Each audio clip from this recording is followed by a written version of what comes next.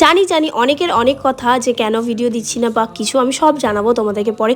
তো এটা ছিল আমি বিয়েবাড়ি থেকে এসেই চলে এসেছিলাম ভৈরব পুজোতে, তো এটা বাবার দর্শন করেছিলাম।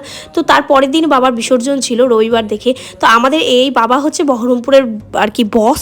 তো তোমরা বেশিরভাগ মানুষই জানো বা চেনো, তো এই বাবাকে কে না চেনো। তো আজকে ছিল তার ভাসান, তো এখানে অনেক অনেক অনেক মানুষের সমাহার। তোমরা তো দেখতেই পাচ্ছ কত লোক দেখার জন্য, বাবাকে দর্শন করার জন্য দাঁড়িয়ে রয়েছে, অপেক্ষা করছে। অনেক আকুতি মিনতি, অনেক প্রার্থনা, আবদার অনাদার সব বাবা রাখে। তো এখানে আর একটা বাবাকে দেখে নিয়েছিলাম। আর এবছর না বাবার 150 বছর পূর্তি হচ্ছিল, আর আমি এখানে অনেকক্ষণ 1 ঘন্টা ধরে প্রায় দাঁড়িয়ে আছি, এই প্রসেশন দিয়ে যাচ্ছিল।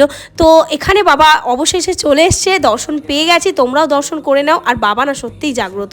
তো বাবাকে তোমরা দেখতেই পাচ্ছ কি সুন্দর মুখটা, না একদম পুরো মায়াবী, তো দারুণ লাগছিল। আর এবছর না 150 বছর পূর্তি বলে অনেক অনেক বাজনা হয়েছিল, অনেক ডিজে হয়েছিল। তো এই যে বাবা শেষবারের মতো মুখটা দেখে নাও, দেখা হচ্ছে।